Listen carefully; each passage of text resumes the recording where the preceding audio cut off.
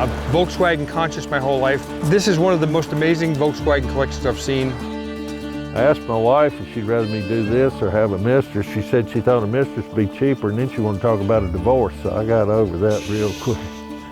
I think I need treatment. You know, when I travel around the country, not only for barn find, but you know, to go to Hershey and SEMA and places, that's where I pick up leads for future episodes. I met Gary Duncan at the SEMA show, I don't know, at least 5 years ago, maybe longer. Well, it took this long to get here, and oh my God, what do you have here? We have the majority of our inventory is JDM cars that we bring from Japan. We've been importing since 2016. We've imported about 4,000 right-hand drive cars. So these are vehicles that were not legal to be sold in the United States when new, but how has that changed? By being 25 years, a little bit like in the regular classic world, they can now be brought in under the emissions issues and DOT. Uh-huh. So, I mean, you're not just Japanese cars, you're just a car guy. That's all I know. I mean, that's your whole life, right? I Yeah, mean, you grew up in this I've got a place? PhD. Papa had a dealership. Papa had a dealership. Now that's an MGB V8. And it came from Japan. You won't see those anywhere else. So it's right-hand drive. This is a rare baby.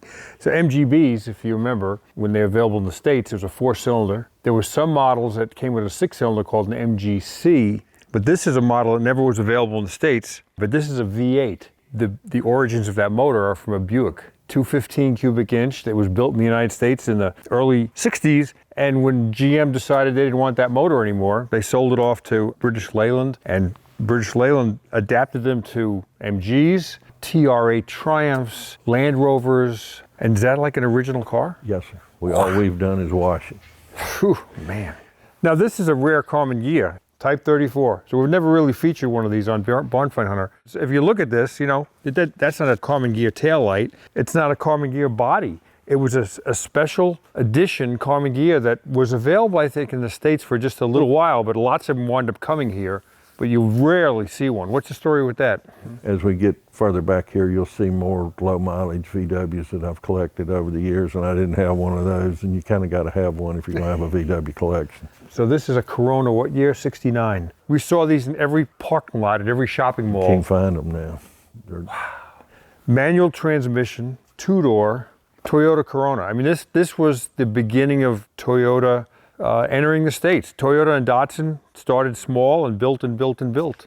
I just bought this car out of Washington State, a 71 Crown. I'd never seen one. The front end's about half ugly, but it's unique. That's when Japan really was trying to figure out what styling was all about. There's grill down here, and there's kind of another grill up here. Tail lights wrap around. Like, Japan's got their act together now, but back in the early days, they were experimenting with the US market, and some cars made it and some didn't. All right, so tell me, what is this? Japanese hearses. That is a Century that they put those bodies on. It's pretty unique in Japan, especially the interiors of them also. And the other one, I think, is a Crown, I believe. Look at the interiors. Oh yeah, jeez. Look at this. Interesting. So you got a four-door hearse that you can't use the back door. Now what room is this? Like, it's every kind of car? What is this called? It's got a Nissan running gear. This is a Masuka Jiryu, and I also have Buttes, but they've took this car and tried to make it look like a Rolls Royce with a Japanese running gear. It has kind of a Jaguar-ish look to it. That's right, and if you go look at the back, we'll see some more. Yes, some more. So what year was this built? Let's see, what is it? 96, okay. 96. But it's a full Nissan running gear, and they build some unusual stuff. It's pretty cool. And it's metal, wow. Yes. If you had 3 of these cars, I could spend a half hour on 3 cars. Yeah, you could. So this Renault Alpine, where'd this come from? Came from Japan. But this is left-hand drive. Yes, sir. Isn't that something? V6 turbo. I wonder what year this is. I think it's a 89. And it's like a fiberglass body. Is it really? It's really light. Oh yeah. 50,000 mile original 70 240Z. Probably one of the nicest in the country that's unmolested. 1970 is the first year 240Z was imported to the United States. I believe they started manufacturing in 69 for Japanese market. You can tell a 70 because it had these vents below the rear window and it had vertical lines. I think the later ones had horizontal defroster lines. These also have 240Z emblems on the C-pillars. I mean, that's got the rear hubcaps, original paint, and no rust. This was the first time that came to the States. This one was sold new in Providence, Rhode Island. The lady paid a whopping $1,648, Miss Dorothy Smith. Can you imagine this, that you could actually buy in 72 a new car, including everything, $1,648. Well, Dorothy Smith bought it, and here it is. Is this original paint? No, this is a repaint. A repaint, okay. This is a 2-cylinder, right? No. Oh, no, I'm sorry. The 600 was a 4-cylinder. Yeah, I'm pretty sure of that. This is a rare piece out of Japan, what they call an Aerodecks Accord, limited production. The difference was all of this. Check this out. This is kind of like a mini sport wagon made, attached onto a Honda 2-door, 4-door, 2-door, I guess. And it's got a passenger right there. Yes, sir. Stink boat. This is a Figaro room. Tell me about why you became passionate about these cars. We were in Japan in 1989 on a Honda trip. We went to the Tokyo Motor Show and they were showing these. You knew it was a winner, but you couldn't bring them in for 25 years. So I waited 25 years. They made them 1 year. They only made 20,000 of them. 4 colors for 4 seasons. The pastel, the green, the lapis gray, and the beige topaz. Electronic fuel injection, 4 cylinders. They're all automatics, and it's all steel body, and they all had sunroofs. It looks like they have leather interior. Okay, so it's 25 years. Suddenly it's legal. You had it in the back of your mind all that time. So who buys these cars? Who's your customer for this? A lot of ladies, a lot of people that have researched them. There's a Figaro owners group now in the U.S. So because we've spent so much time around these cars, we see the price in at $23,999. This is one of the more expensive ones because just down the road over here, we see one that's $8,000. What does Hagerty feel these are worth? Let's take a look. They're all the same year. Turbo diesel engines, it says 75 horsepower, 987 cc's. See, it's interesting. Fair condition, which is like the one we saw up there, $8,700, right around the price that was on the windshield. In good condition, 15 grand even. In excellent condition, 30,800, and in concours, $41,000. This one, 23,900, which puts it somewhere halfway between number 3 and number 2 condition. You know, it's got a pretty paint job. It's got a good interior. As Gary said, the dashboard's expensive to replace if it has cracks in it. It doesn't have cracks. The interior looks nice.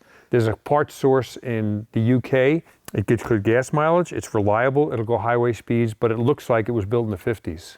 You could do a lot worse buying a car to have fun with than one of these. You know, I actually drove one of these in 1989. It was a press car that Auto Week had. Really? And I was at Michigan National Speedway for the NASCAR race, and my buddy from Auto Week said, take it for a drive. You were early adopter. I was, yeah. That is cool. Now we'll get to the S-Cargos. So those look like, S-Cargos. Same guy. They're called Pike Factory cars. The same guy designed all of them. And this is a Japanese car. Yes, sir. It looks French, you know, it kind of looks like a Citroën Deux Chevaux or something. It does look like a snail though, doesn't it? Yep. So what drivetrain is in this? It's a Nissan. 4-cylinder. Is it a diesel? No. Gas, okay. So you're selling this for $12,900. Yes, sir. And it's legal in the States. It's Yes, sir. older than 25. Yes. These are original vehicles, like they're not repainted or anything? No, sir. I mean, you know, $12,999. It's an investment. Yeah. Good gas mileage, reliable probably. I got a rare bird here. This is a low mileage Suzuki with a rotary motor in it. Oh man, I've heard about these. Huh. A Mazda motor. So this had a 4-cylinder engine when new, but somebody swapped it out, so it's a 2-rotor Mazda engine. It looks like a 4-barrel, holy mackerel, a huge 4-barrel. Now, another Masuka, except it looks like it's duplicating the Jag. Yeah. So we saw one of these before. It was a Nissan, rebodied. So the other one looked like a Rolls Royce, and this one looks like a Jag. I can understand that. It's got the classic look, but it's got a modern drivetrain. I get it. 1937 Datsun. So that's the oldest Datsun I've ever seen. I didn't even know they made them that far back. Right. So this is pre-World War II, man. So I'm seeing a Willys Jeep, but it's a 4-door. And it's a Mitsubishi. No kidding. All right, so if I were to see this car in a parking lot, I'd say, oh, look at this Willys Jeep. How unusual, it's got a 4-door. And then I find out it's not even a Willys Jeep, although it says Jeep here. Did they build this under license from Jeep? No kidding. It's a steel body. Wow. It's 83 model. 83. This looks like a 1953. Wow. This is what all the kids want. And this is a what year? 96 Yep. Skyline GTR. Yes, sir. What motor's in there? It's a a 6 with big horsepower, twin turbo, And it's a manual transmission here? of course. And it's a rear-wheel drive. Yes, sir. And this is an unrestored car, it looks Yes, like. sir. Are these rare in Japan, or are they pretty They're common? rare everywhere. How many have you gone through of these? Probably 30. I asked my wife if she'd rather me do this or have a mistress. She said she thought a mistress would be cheaper, and then she wanted to talk about a divorce, so I got over that real quick. I think I need treatment.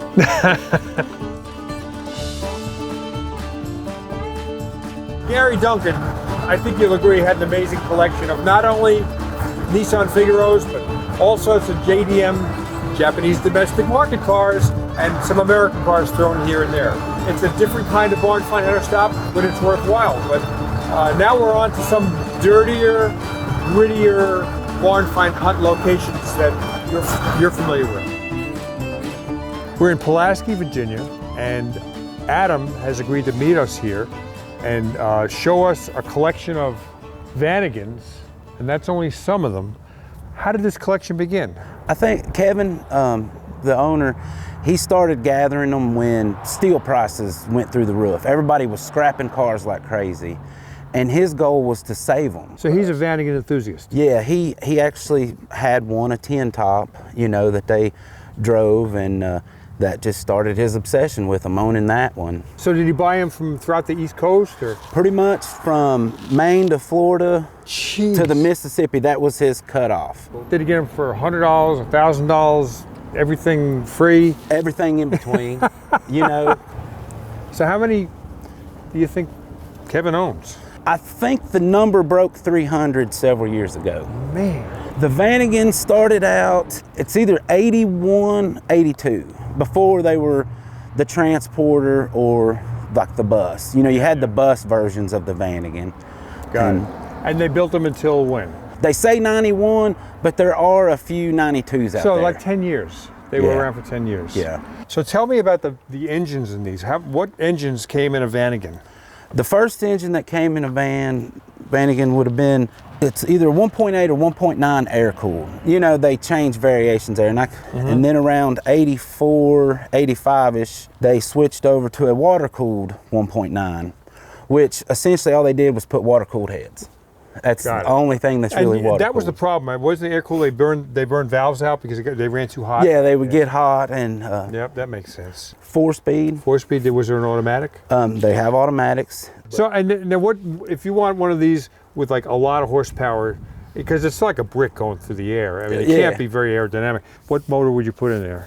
There's a couple different versions of upgrades. You can do what they call a Tico conversion, and that's where they would use like a 1.8 out of a Jetta. It was an engine from sort of the same year, but it wasn't. It's an I formation. So it and, 4. It's Yeah. a straight inline 4. and Yeah. they kind of mount them on an angle, kind of like a slant 6. Yeah. And then they also did Bostic conversions, and that was putting a Ford 2-liter in there out of like a Focus. And so now those fit in there straight up and down, good conversion. You get about 165 horsepower versus the 95. Now everybody upgrades them to Subaru engines. Now, what is a Subaru engine? What can you get horsepower out of those? The H6 out of the newer Subarus, and you're looking 235, 250 horsepower, which would just be unreal on one of these rigs. You You know? gonna do a wheelie then or something? Now, there are some here that would probably do a wheelie with the original engine. He's got some shorties where they cut Does the he middle. really? Yeah, I think there's one right over here. Y'all got to check that Oh, one out. let's go check it out. They're really fun. So this is homemade. Yep, and he bought it like this. Somebody had already. So this could do a wheelie maybe? Yeah, I guarantee it. He's got another one that actually has a wheelie bar in it. Or I mean a roll bar. If somebody came here now wanting a transaxle, would he sell a transaxle? He's got stuff for sale on his website. Oh, he's got a website. Yeah, Vanagons.com. Oh, no kidding. Okay. I mean, you figure a Volkswagen bus probably had a pretty colorful history, you know, starting with Jerry Garcia and Woodstock. So I bet if these things could talk, there'd be some wild stories they could tell.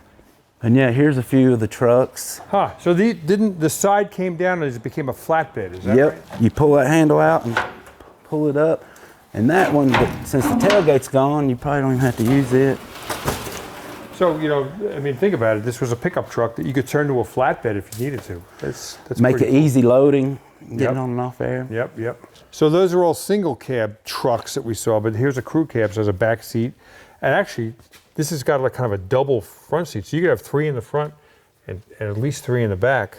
I used to get the VW magazine, and there was a story in there why these trucks weren't imported. It has to do with frozen chicken. It was tariffs. There was a lot of frozen chicken from the United States being imported into Europe at the time.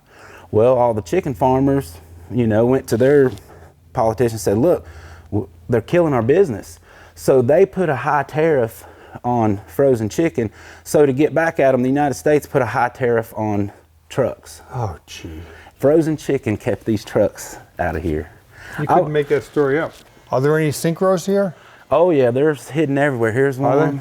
A Synchro was a 4-wheel drive version of this, which it's kind of an adventure van. Yeah, here we go, 4-wheel drive. Yeah, the Synchros, they're all-time 4-wheel drive. And with those, the cool part, you do get a 5-speed transmission because it comes with a granny gear.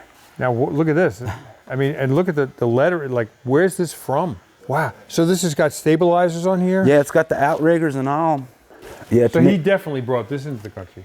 Yeah, and speaking of the Subaru conversions, there's actually one back here, and this is a Synchro. Oh, look at this. A Synchro 10 top. You can see it's got the bigger tires, and that's that H6, 3.3 liter engine. 4-cam, 24 valve. And it looks like it belongs there. So did he buy it like this? Yes, he bought it like this. Wow. It runs well? It runs very well. Really, I bet. Now, how many horsepower do you think this is? I want to think that H6 is about 265. And it was originally 95? Yes, yeah, the stock engine was 95 horsepower. So this is like half the collection right here? I'm gonna say a third, maybe. A third? A third. So if you didn't see enough Vanagons before, we figured we'd show you some more. So Adam was kind enough to say, follow me to another location just a couple of miles away. So these have been here a while. I mean, they're being overgrown. Yeah, those are some of the early first ones that he pulled in. Yep.